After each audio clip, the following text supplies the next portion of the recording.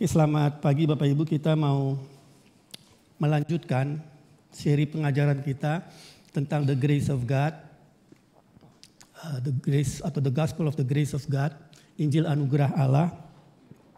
Saya ada sedikit tayangan, nanti mungkin Bapak Ibu bisa melihatnya di layar untuk memberikan sedikit penjelasan mengenai apa yang saya sampaikan, rangkumannya.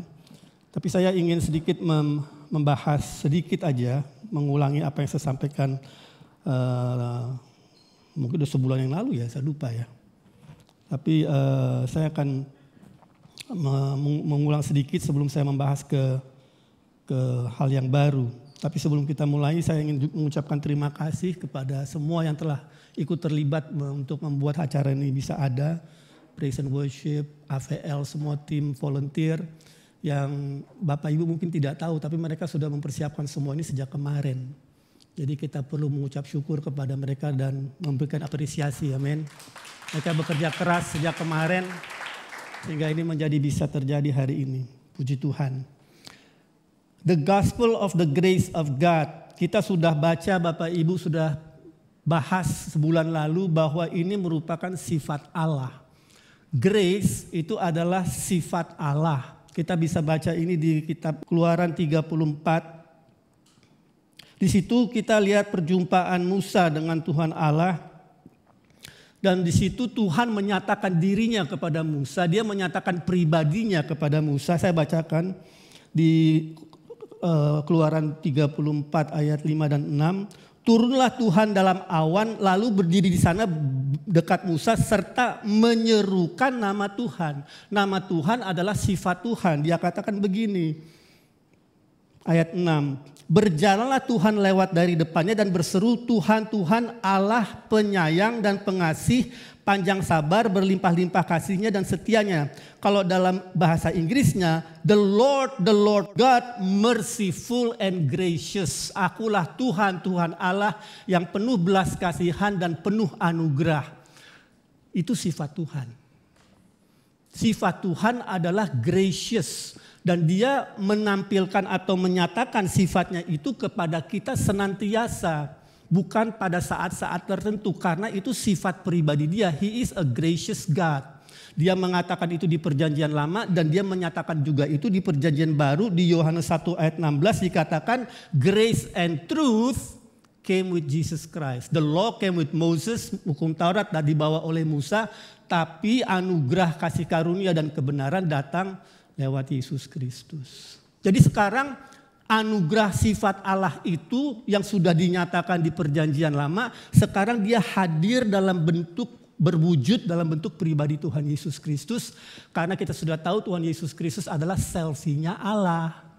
Lengkap, sempurna, Anda gak perlu melihat kemana-mana. Dan dia sekarang ada di dalam diri kita untuk meneruskan menyatakan dirinya dan terus mengalirkan anugerah itu kepada kita dan lewat kita kepada orang lain lagi. Jadi kita perlu belajar mengenai grace because Anda juga gracious.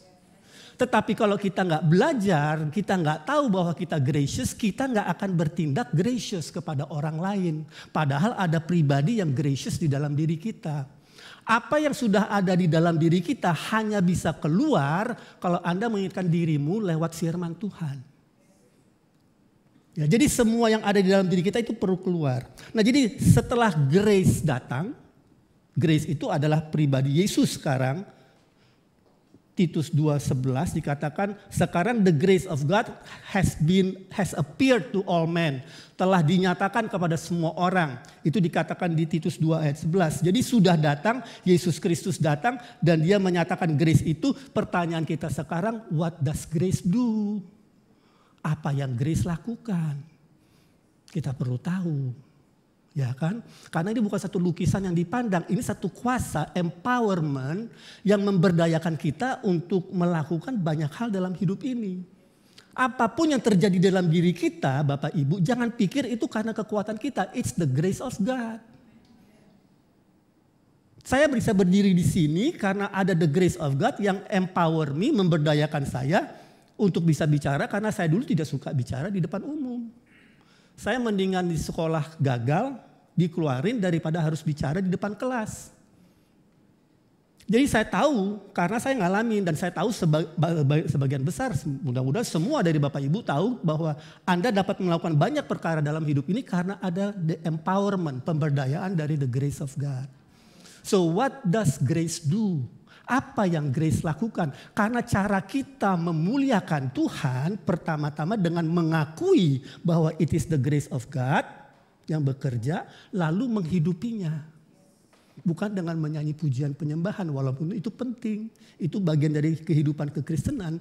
Cara kita memuliakan Tuhan adalah cara kita memberikan kemuliaan kepada Dia. Adalah mengakui it's the grace of God yang bekerja. Dan kita menampilkannya keluar biar orang melihat dan melihat Tuhan di dalam diri kita.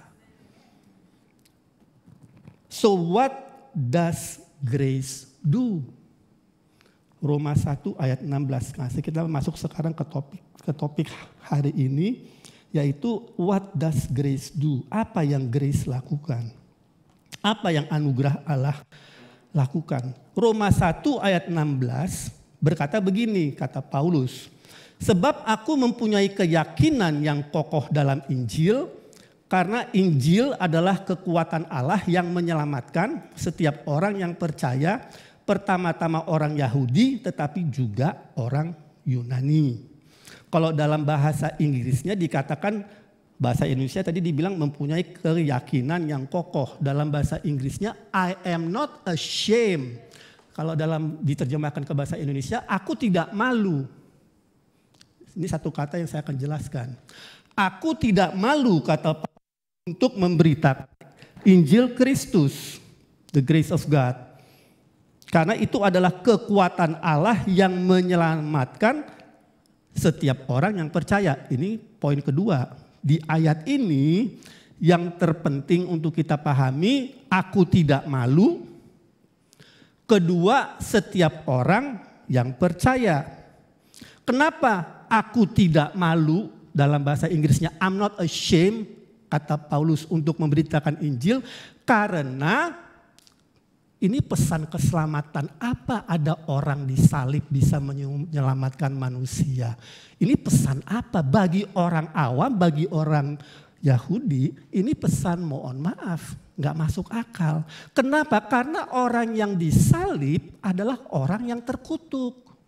Kok bisa orang yang terkutuk menyelamatkan manusia? It does not make sense.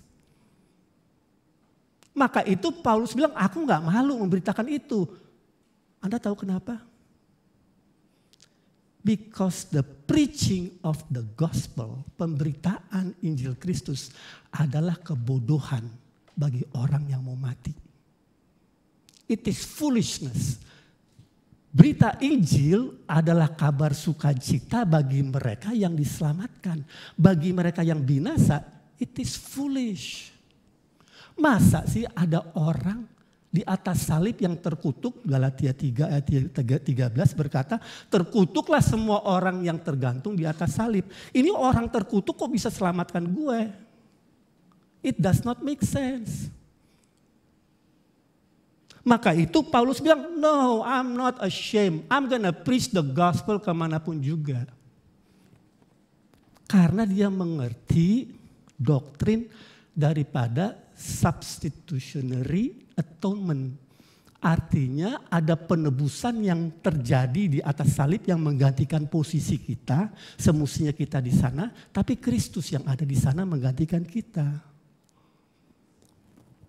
Sekitar 20 tahunan yang lalu, ini saya belum lahir baru. Tapi saya sudah mengerti prinsip-prinsip kekristenan walaupun saya belum lahir baru. Saya baca majalah. Di situ di bagian terakhir ada editor daripada majalah, saya nggak sebut namanya. Saya maksud saya menceritakan ini bukan meledek, meremehkan orang. Saya menceritakan itu untuk menjelaskan poin saya. Nah, auditor itu saya nggak tahu agamanya apa, bisa agamanya bisa macam-macam. Saya bukan itu poinnya.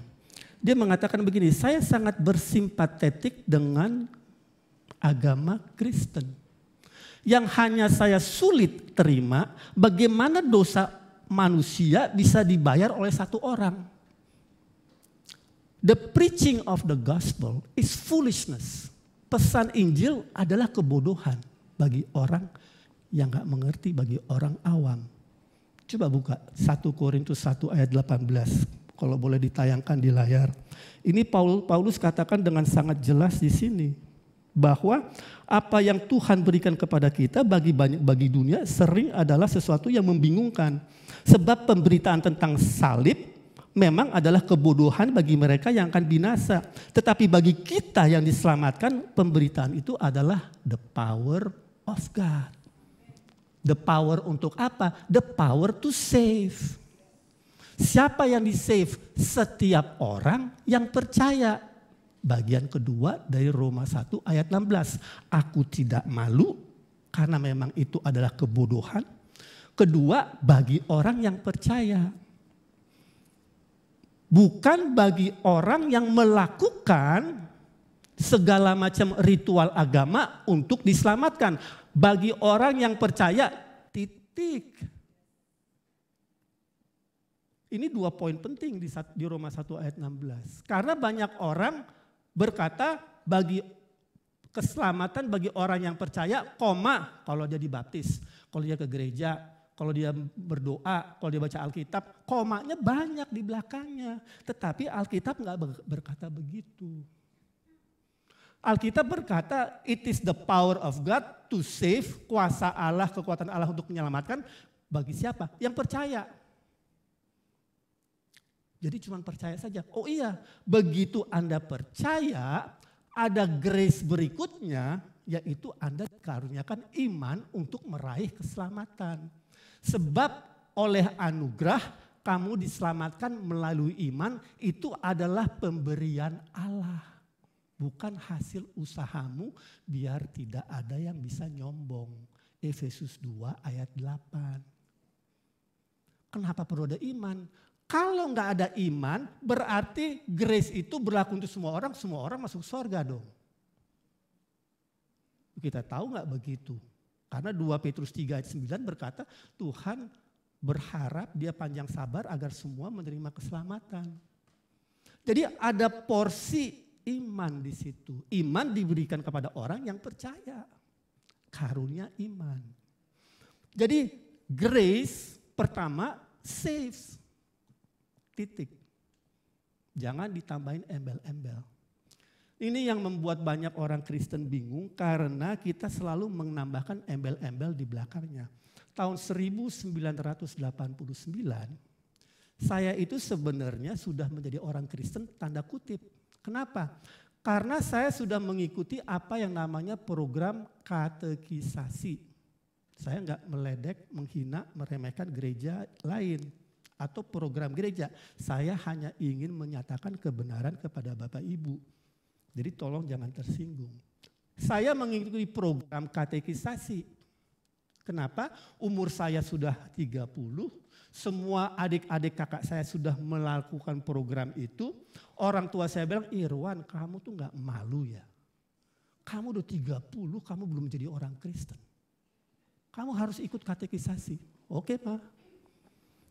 30 tahun umur saya ikut katekisasi, program gereja, saya harus menghafal iman rasuli. Bapak Ibu tahu itu apa? Lalu saya dibaptis percik, saya dapat sertifikat, saya dikasih Alkitab, saya bersalaman dengan pendeta, saya ikut perjamuan kudus karena sudah ikut dianggap lulus menjadi orang Kristen, dapat sertifikat dan berfoto. Apa yang terjadi dengan saya setelah itu? Dosa saya semakin besar. Maka itu saya sudah pernah saksikan di sini bagaimana mimpi saya mati mau ke neraka, lalu saya berteriak dan setelah saya berteriak kepada Tuhan, Tuhan mengirim orang-orang untuk menyelamatkan saya. Nah lucunya begini Bapak Ibu. Mungkin ibu saya kesel karena ibu saya dan adik-adik saya itu setiap jam 5 pagi selalu saat teduh di rumah. Ini waktu saya masih single tahun 80-an. Saya dengan kakak saya, abang saya jam 5 pagi baru pulang. Clubbing. Jadi mobil masuk, garasi, mereka di ruang tamu lagi memuji Tuhan. Anda bisa bayangkan gak tuh? Dan setelah katekisasi, tambah buruk. Tuhan menjamah saya tahun 2002, 14 April. 2011 orang tua saya nginep di rumah saya layani mereka setiap hari dengan pesan the grace of God. Sampai air matanya keluar orang tua saya. Saya tuntun mereka terima Yesus di tahun 2011. Padahal saya yang dulu jam 5 pagi baru pulang, mereka yang ibadah pagi-pagi. Waktu saya ceritakan kepada ibu saya tuntun mereka untuk terima Tuhan Yesus. Ibu saya bilang begini, kok gak ada yang pernah ceritakan kepada saya ini berita? Saya khawatir jangan-jangan banyak orang Kristen gak tahu pesan Injil yang sesungguhnya. Nah ini tugas kita. Ini tugas kita. Karena the grace message saves, bukan ritualisme.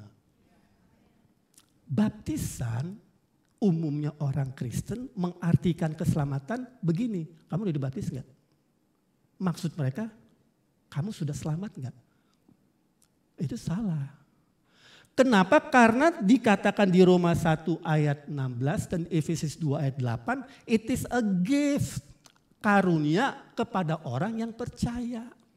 Baru dikasih karunia iman. Bukan karena melakukan ritualisme tertentu, bukan karena bapakmu pendeta. Anda tahu Franklin Graham, anaknya Billy Graham?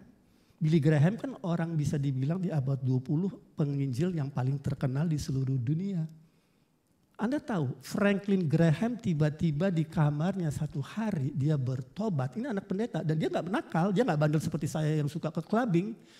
Dia itu bisa berlutut di kamarnya dan dia mengakui Yesus Kristus Tuhan sebagai juru selamatnya. Dilahirkan kembali hanya dengan percaya. Jadi aku tidak malu kata Paulus. I'm not ashamed. It is foolishness to the world. Itu adalah kebodohan bagi dunia. Tapi bagi orang yang percaya, Anda harus percaya. Jangan ditambah-tambahi dengan perbuatan.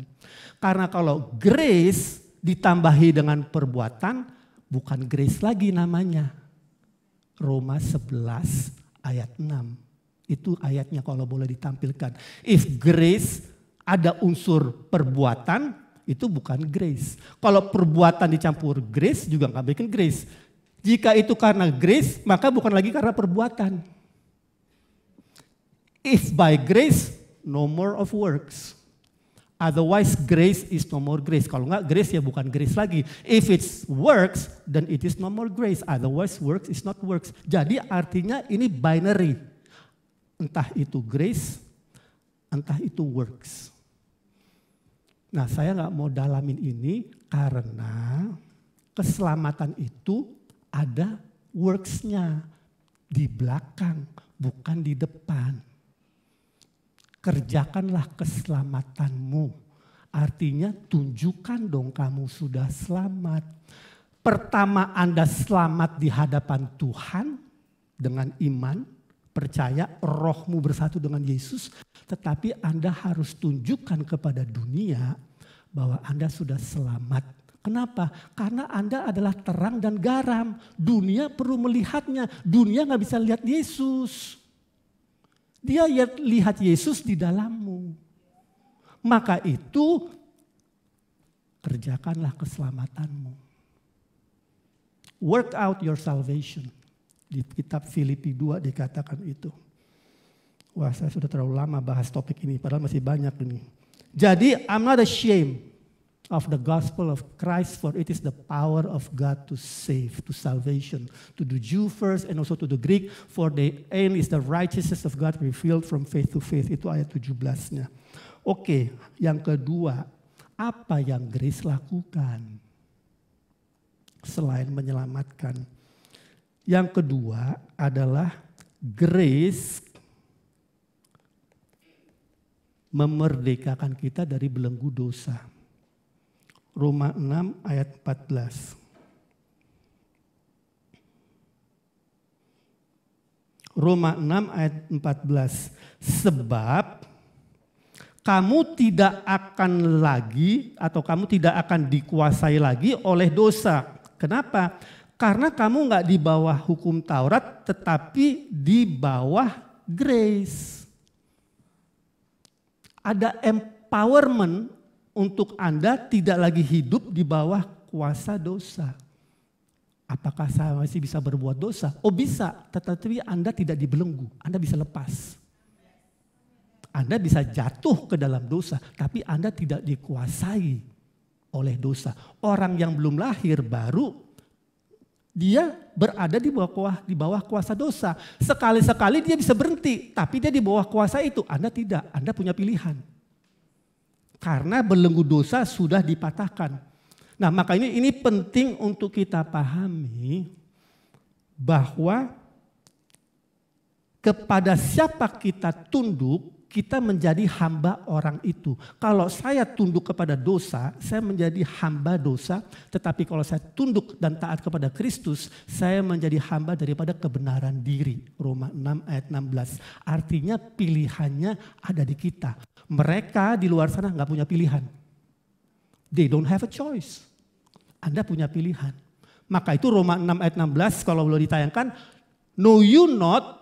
Dia mengingatkan kepada kita, know you not, apakah kamu tidak tahu kalau kamu tunduk kepada dosa, ya kamu hamba dosa.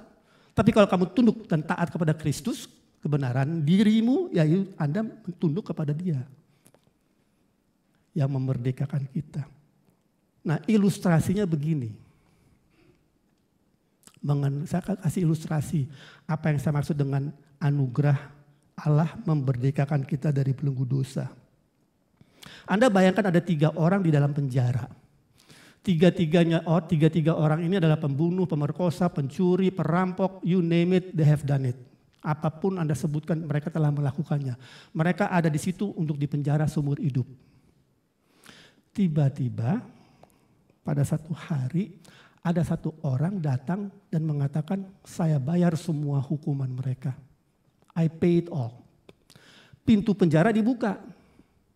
You are free, kata sipir penjara. Kenapa? Karena dosa-dosamu, hukuman-hukumanmu sudah dibayar. Ada 3 orang. Yang satu melihat pintu dibuka, dia gak mau keluar. Kenapa? Dia lebih suka di dalam. Pagi-pagi diatur bangun jam berapa, makan siang jam berapa, makan malam jam berapa, dijagain, dia harus melakukan semua rutinitasnya yang sudah diatur, dia menjadi nyaman dengan itu.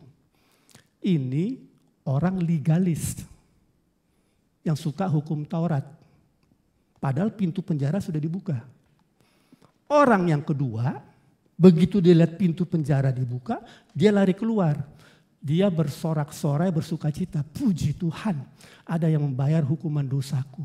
Dia bersenang-senang, dia kembali kepada teman-temannya dan dia berpesta pora kembali kepada kehidupannya yang lama. Ini orang yang menganggap grace sebagai cheap grace. Orang yang ketiga, dia keluar dari penjara. Dia bilang, siapa yang membayar dosa-dosaku? Who is that person? Siapa sih orangnya? Kalau dia sudah melakukan itu untuk saya, pasti he has better things for me. Pasti dia punya hal-hal yang lebih baik lagi daripada ini. Aku perlu mencari dia dan menyerahkan diriku kepada dia. Ini orang yang mengerti grace. Paham? Jadi Anda mesti mengerti bahwa responsmu itu penting. Kenapa ini penting? Karena Yeremia 20 atau 10 ayat 23 berkata bahwa orang manusia tidak berkuasa untuk menentukan jalannya, Yeremia 10 ayat 23, dan manusia yang melangkah tidak berkuasa untuk menetapkan langkahnya. Something like that. Manusia tidak berkuasa untuk menentukan jalannya, orang yang berjalan tidak berkuasa untuk menetapkan langkahnya. Maksudnya apa? Di luar Yesus, Anda gak bisa berbuat apa-apa. Itu yang dikatakan di Yohanes 15 ayat 5. Adam dan Hawa mengira mereka bisa hidup di luar Tuhan.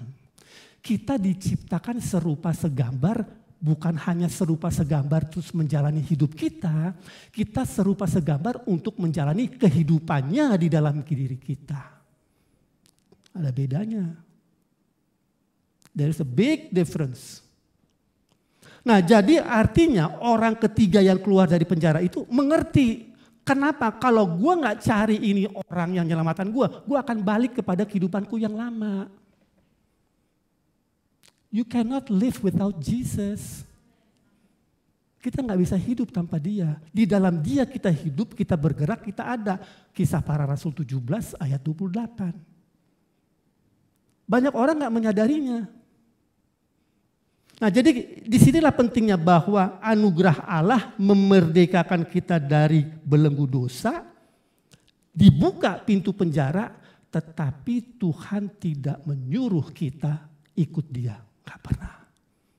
Tahu kenapa? Karena kasih yang sejati datang dari kehendak bebas. Orang ketiga ini gak disuruh. Dia mau mencari dari dalam lubuk hatinya. I want to follow Jesus. Grace itu akan membuat Anda lepas dari belenggu dosa dan mencari orang yang telah menyelamatkanmu. Pribadi yang telah menyelamatkanmu. That is what grace does. Kalau enggak nanti menjadi orang yang kedua. Cheap grace. Nah, jadi banyak orang gak mengerti the grace message, jadi mereka gak menyikapinya dengan benar. Waktu di Lukas 17 yang 10 orang kusta, Tuhan Yesus tuh gak menuntut apa-apa. Dia dengan sukacita mau memberikan kepada mereka kesembuhan. Berapa yang balik? 1 orang Samaria. Yang 9 udah seneng. I'm gonna go back to my old life. Aku akan pergi kembali kepada kehidupanku yang lama. Tuhan Yesus gak menuduh atau mendakwa. Dibilang bukannya ada 9 orang. Mereka gak tahu, I have more in me. Aku memiliki lebih banyak untuk mereka.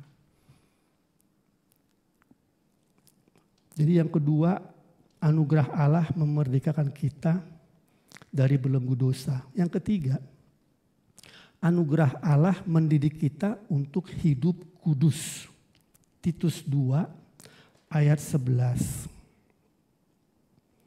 Titus 2 ayat 11. Karena grace, the grace of God yang menyelamatkan semua manusia sudah nyata. Lalu ayat 12. Ia mendidik kita teaching. Mendidik teaching lewat apa? Lewat firman. Karena ada kuasa di dalam firman. Dia mendidik kita supaya kita meninggalkan kefasikan dan keinginan-keinginan duniawi dan supaya kita hidup bijaksana, adil, beribadah di dalam dunia sekarang. Maksudnya kita hidup bijaksana itu soberly, gak di bawah pengaruh daripada addiction, keterikatan. Rokok, alkohol, judi, pornografi, segala macam. Kita bebas dari semua itu. Sober, tanpa ada yang membelenggu kita. Righteously, benar diri sesuai dengan status kita. And godly in this present world, dan saleh di dalam dunia sekarang ini, bahasa Indonesianya beribadah. Tapi sebenarnya saleh, godly, sesuai dan mencerminkan Allah. Adil sebenarnya righteously, kebenaran diri, artinya status dirinya sesuai dengan status identitasnya yang baru. Jadi sebenarnya grace itu tidak menuntun kita untuk berbuat dosa. Justru dengan memahami the grace of God, it leads you to repentance. Roma 2 ayat 4.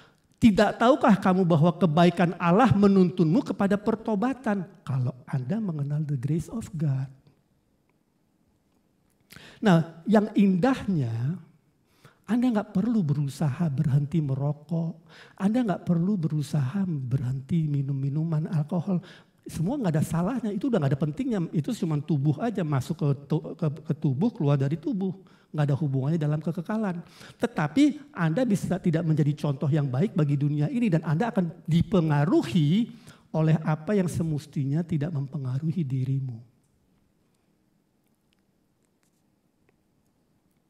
Nah, jadi artinya Anda dengan bagaimana caranya? Ya dengan dengar firman Tuhan, pola pikir Anda diubahkan. Dulu beberapa tahun lalu ada satu orang masuk Keris, sekolah kita, sekolah Keris. Dia merokok. Terus murid-murid lain datang ke saya, wah Pak dia ngerokok tuh Pak. Biarin aja, kita juga berhenti sendiri. Nggak sampai setahun lebih berhenti dia. Kok bisa? It's the word of God, firman Allah. Firman Allah itu punya kuasa untuk mengubah manusia. Ya orang mati aja bangkit. Anda punya orang-orang yang bermasalah berat, bawa aja kemari sekolah Keris. Benar. Anda nggak tahu dulu di Colorado ada satu orang dari Chicago. Wah orangnya brutal sekali, termasuk anggota geng mana saya nggak mengerti. Ibunya udah pusing sama dia, ditantang sama ibunya.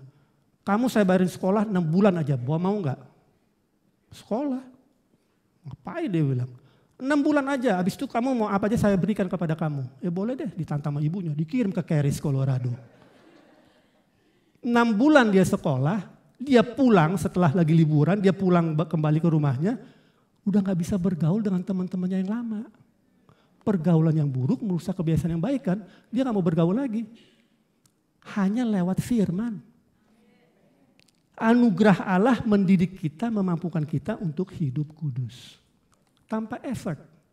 Hanya Anda merubah aja pikiranmu, Roma 12 ayat 2, janganlah menjadi serupa dengan dunia ini, berubahlah oleh pembaruan budimu, agar engkau mengetahui mana kehendak Allah yang baik, berkenan yang sempurna, Roma 12 ayat 2. Lalu Amsal 23:7 katakan, sebagaimana kamu sekarang sudah berubah cara berpikirmu, seperti itulah jalan hidupmu.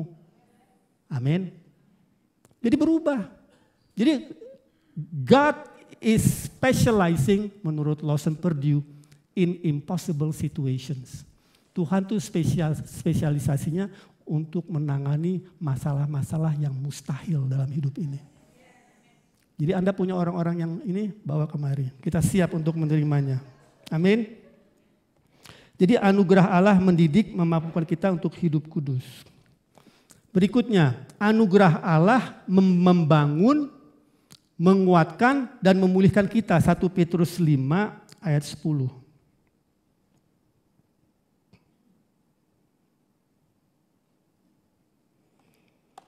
1 Petrus 5 ayat 10 berkata begini.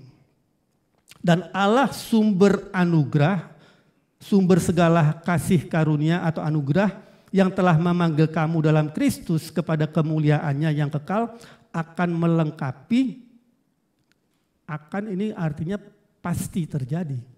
Akan melengkapi, meneguhkan, menguatkan dan mengokohkan kamu sesudah kamu menderita sekian lamanya. Pasti terjadi kalau kita buka hati. Anda tahu apa yang terjadi dengan Petrus setelah dia menyangkal Tuhan Yesus 3 kali? Tuhan Yesus meluangkan waktu khusus untuk Petrus. Petrus, Petrus, apakah engkau mengasihi aku? Itu the grace of God memulihkan Petrus. Gembalakan domba-dombaku. Cara Anda dipulihkan, kasihnya kebaikan Tuhan dilimpahkan kepadamu dan dia akan mengingatkanmu atas tujuan hidupmu. Anda harus tahu tujuan hidupmu. Kalau enggak nanti kembali kepada orang kedua tadi yang keluar dari penjara. Petrus, Petrus, apakah engkau mengasihiku? Nah, jadi anugerah itu menguatkan, membangun. Nah, Paulus juga mengatakan ini di 2 Korintus 12 ayat 9. Coba kita lihat. 2 Korintus 12 ayat 9. Ini waktu Paulus mengalami segala macam pergumulan dalam hidupnya. Dia mau dibunuh, dia disiksa, dia di segala macam dia alami. Lalu dia mohon kepada Tuhan, tolonglah angkat ini apapun itu yang namanya duri-duri dalam dagingku. Lalu Tuhan menjawab begini di 2 Korintus 12 ayat 9. Tetapi jawab Tuhan kepadaku, cukuplah grace-ku, my grace, anugerahku, sebab justru dalam kelemahanlah kuasaku menjadi sempurna. Ini artinya begini Bapak Ibu. Tuhan gak bilang kepada Paulus, udah lo menderita aja lah. don't worry, terus aja menderita. Nggak usah khawatir. Tuhan nggak bilang begitu. Tuhan nadanya kalau kita nggak hati-hati, kita akan menerjemahkannya seperti itu. Ini membangun, menguatkan Rasul Paulus. Bahwa my grace is more than enough. Kemampuanku lebih dari cukup. Maka itu langsung Paulus berkata begini, kuasa dalam kelemahanlah kuasaku menjadi sempurna. Maka itu langsung Paulus berkata begini, sebab itu terlebih suka aku bermegah atas kelemahanku supaya kuasa Kristus turun menaungi aku. Nah, Paulus enggak merangkul penderitaan. Dia cuma bilang kalau penderitaan ada, gue punya lebih kuat daripada itu dalam diri gue. The grace of God. Nah, kuasa yang menyertai Paulus ada juga untuk kita. Di mana janjinya itu? Di Ibrani 4 ayat 16. Jadi Anda nggak usah tunggu sampai Anda merasa terpuruk, Anda langsung aja kepada ayat ini dan Anda merenungkannya. Sebab itu marilah kita, ini ajakan Paulus. Kalau kita percaya Ibrani ditulis oleh Paulus. Marilah kita dengan penuh keberanian menghampiri tahta grace, anugerahnya, supaya kita menerima belas kasihan, mercy, dan menemukan grace-nya untuk mendapatkan pertolongan kita pada waktunya. It's available. Tersedia untuk kita. Jadi kita nggak usah perlu lagi seperti Paulus berdoa minta yang namanya itu, duri dalam daging itu untuk ditarik dari dalam diri kita. You just go to the throne of grace dengan iman, percaya. Anda perlu iman untuk itu. Ya, lalu yang terakhir, tadi anugerah Allah membangun, menguatkan dan memulihkan kita. Yang terakhir, anugerah Allah memberikan kepada kita karunia-karunia untuk membangun tubuh Kristus. Jadi ada yang namanya grace, ada yang namanya grace gifts. Maka itu kita di Charis menerjemahkan grace anugerah, grace gift, kasih karunia. Ada banyak grace gift itu artinya karunia, kado, hadiah, pemberian gratis dari Tuhan. Jadi grace dari Tuhan memberikan kepada kita banyak hadiah. Hadiah apa Pak? Macam-macam karunia-karunia ada di Roma 12, 1 Korintus 14, buah-buah roh. Ada yang namanya karunia panggilanmu, talentamu. Semua itu sudah Tuhan sediakan di dalam dirimu. Itu part of His grace. Nah, tujuan kita dimuridkan di Charis untuk menemukan dan belajar menggunakan semua itu. Paham ya?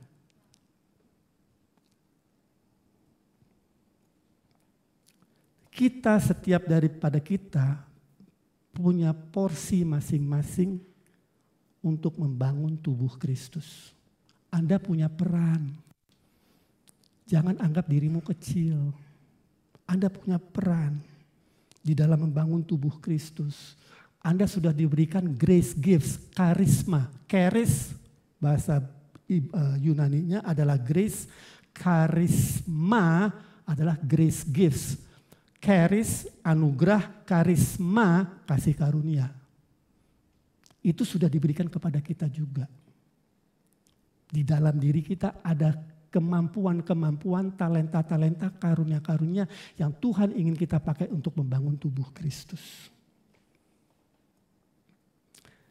Jadi Bapak Ibu, semua ini adalah yang grace lakukan. Tujuannya apa? Coba slide terakhir. The grace of God menebus kita dari kuasa kegelapan dan dosa dan meluncurkan kita kepada kepenuhan dari potensi kita. Ingat itu. The grace of God redeems you from the power of darkness and sin. Banyak orang berhenti di sini. Dia lupa, it releases you. Dia meluncurkan Anda untuk memenuhi segala potensimu. Anda semua punya potensi di dalam dirimu.